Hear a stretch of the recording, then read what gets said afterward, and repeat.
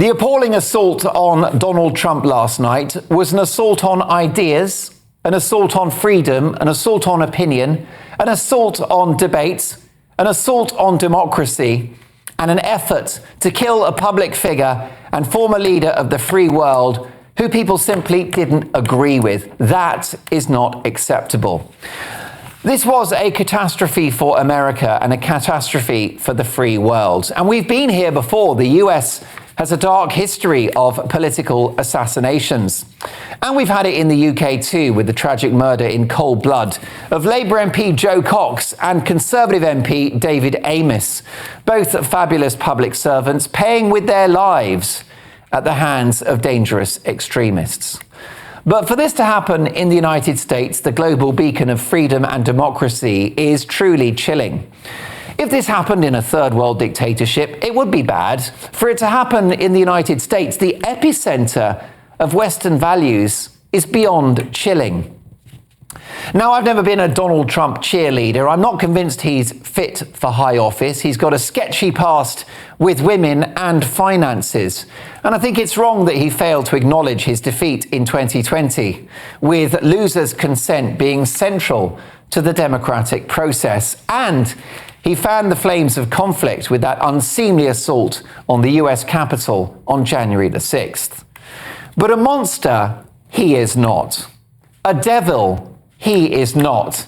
Adolf Hitler, he is not. What does he want to do? Well, 750,000 people entered the United States illegally last year. So he'd like to close the border. That is the right thing to do. He wants to cut taxes to grow the economy. People forget his tax cuts in 2016 benefited both rich and poor. Cast as a divisive figure, the fastest growing demographic of support he's currently enjoying is among African American men under the age of 40. Doesn't sound very divisive to me. Donald Trump wants to strike a deal with Vladimir Putin to end the war in Ukraine. Now, this may or may not be the right strategy. But is it right to cast a man who didn't start any wars whilst president and who wants to end them if he becomes president again as the devil incarnate? Now, I'd much rather have someone like Ron DeSantis in the White House, a coherent public administrator with a majestic grasp of policy detail. DeSantis is a coherent, intelligent man, a principled man as well, who was heroic during COVID when he unlocked Florida a year and a half before California and enjoyed the same, if not better, COVID outcomes. But Donald Trump is the choice of the American right. And to cast him as some kind of deplorable is also to cast the tens of millions of his supporters as deplorables too. They are not.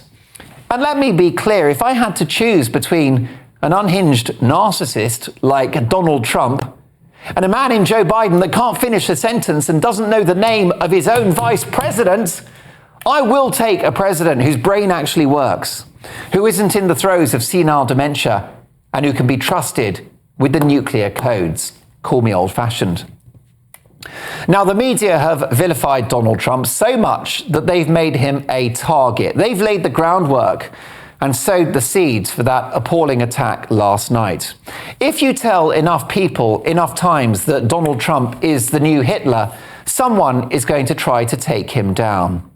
What Donald Trump actually is a conservative politician seeking the highest office in the land. Frankly, in my view, the media have blood on their hands.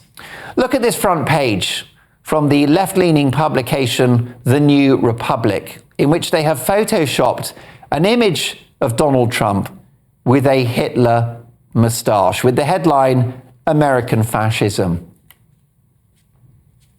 A disgrace. A lot more needs to be done to protect our politicians and public figures on both sides of the pond. It's a sad reality that our own MPs may at some point need 24/7 bodyguards, particularly since the start of the war in Gaza. But that is a small price to pay for our democracy. It's the same reason why I have consistently said, and always will say, that although Prince Harry chose to leave this country and leave the royal family, he must have the highest levels of royal protection wherever he goes. Why? Because he didn't choose to be the king's son. Appalling though last night's attack was, particularly given the tragic death of an innocent bystander who was there simply to cheer on their hero Donald Trump, and of course another badly injured person who's still in hospital, there is one silver cloud to the lining. Donald Trump was not killed. The bullet grazed his ear, and America was about 2 millimeters away from a civil war. If Donald Trump had died last night, there would have been an uprising, the like of which we haven't seen in American history. A crisis of democracy, a breakdown in law and order. The country would simply have fallen over. Tens of millions of people mourning the passing of someone they hoped would save their country. So, as Donald Trump survives, so does the Democratic cause. It's important now that Biden and Trump battle it out in the interest of this great nation. In the end, I always trust the judgment of the public. So may the best man win. It is with God's blessing that both men, Donald Trump and Joe Biden, are still in the race. I will say, however, that Trump's reaction to being shot was quite extraordinary.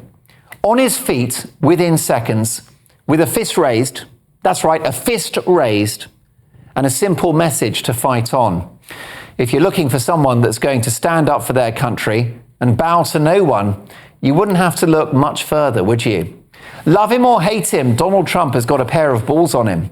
He's a fighter and a survivor, qualities that might just save America.